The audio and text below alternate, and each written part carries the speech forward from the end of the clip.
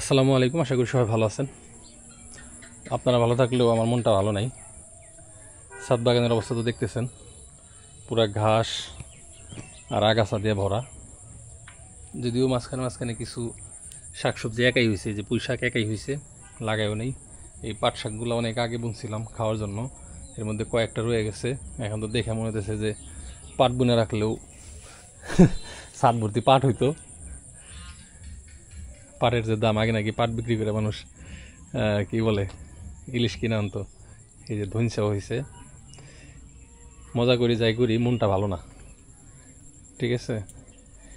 তো আমার এই যে ছাদ বাগানে এরকম অনেকগুলো বক্স আছে, প্রতিটা বক্সে একটা করে বড় গাছ, এর পাশে কিছু সাথী ফসল। এই যে কাঁচামরিচ, এই অকেলা দিনে কত কাঁচামরিচ ধরছে দেখেন। তো এর মধ্যে দেখেন এই বক্সের কোনো মাটি নেই। মাটিটা মূলত আমরা এখান থেকে উঠাইয়া এই যে বস্তায় রাখছি। উপরের লেয়ারে মাটি, এরপরে ছিল এরকম সিলেকশন বালি, আর তার আগে ছিল খোয়া।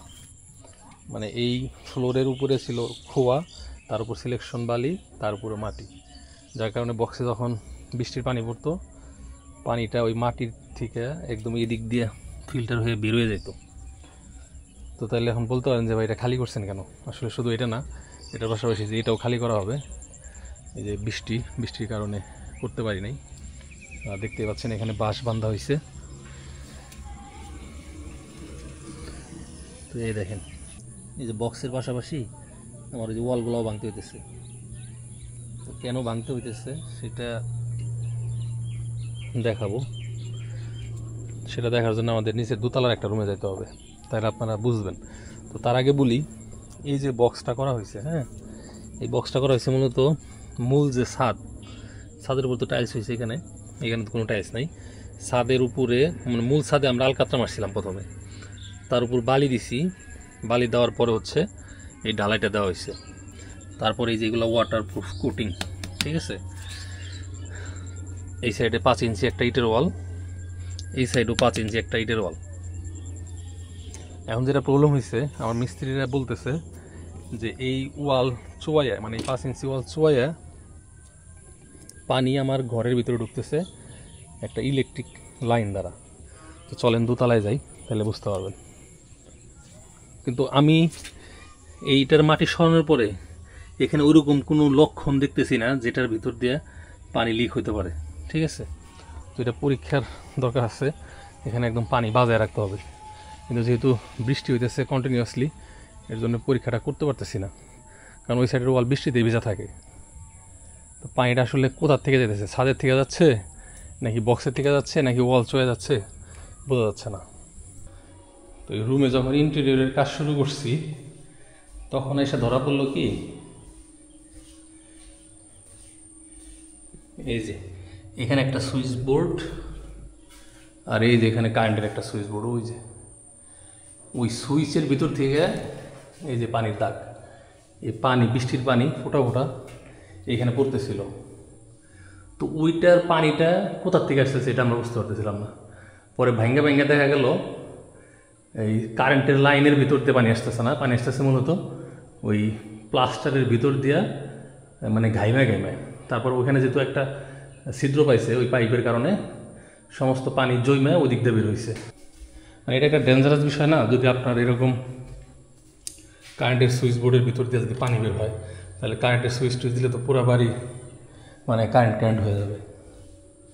এর জন্য যে ইন্টেরিয়র কাজ অর্ধেক হইয়া বন্ধ হয়ে রয়েছে, এখন ওইটা রিপেয়ার করব, তারপরে কাজ শুরু করব।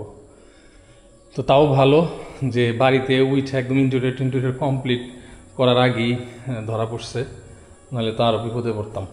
তো যে বক্সের পানি পুরো এক রাত ছিল, একটু কমে নাই।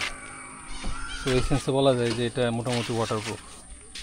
মূলত তাহলে পানিটা যাইতেছে হচ্ছে এই যে ছাদের চোয়ানো পানি।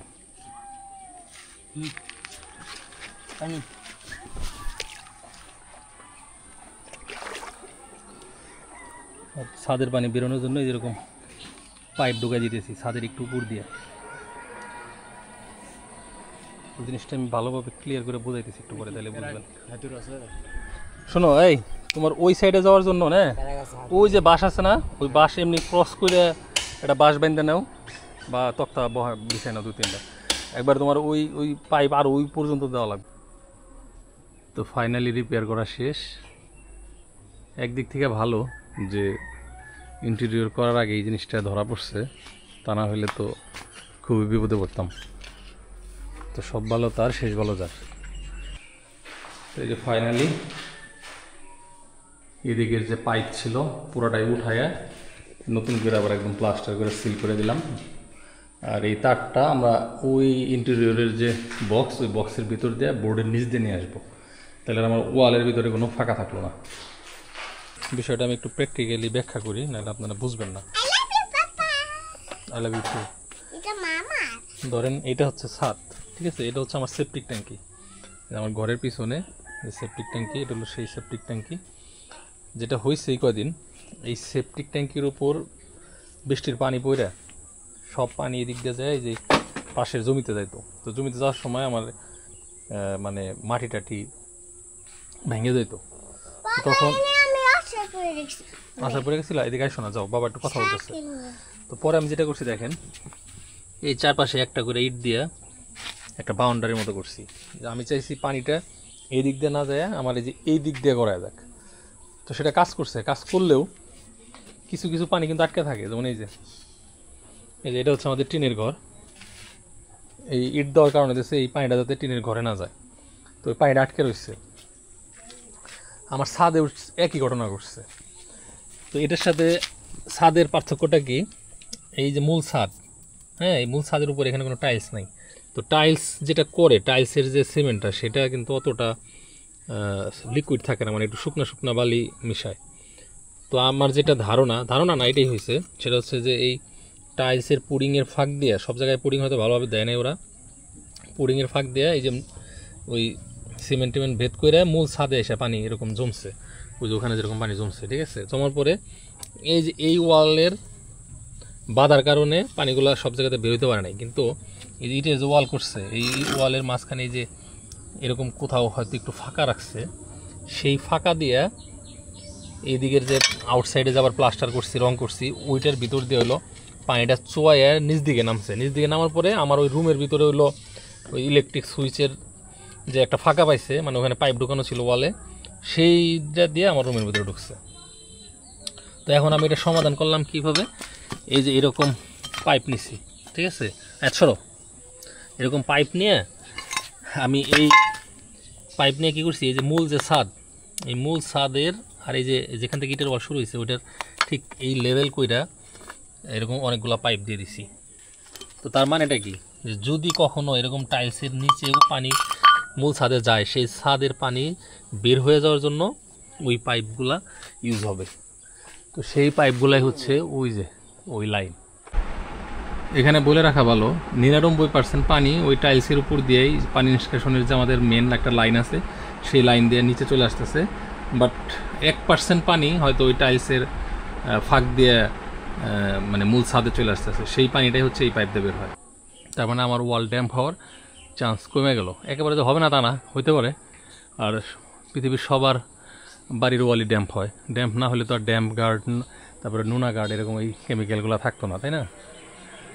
সো এনিওয়েজ, যেহেতু আমার ছাদ বাগান দেখে অনেকেই ছাদ বাগান করতে চাইছেন, সো এই বিষয়টা আপনাদেরকে জানানো জরুরি মনে করলাম। তো ভালো থাকেন সবাই, আল্লাহ হাফেজ, আসসালামু আলাইকুম।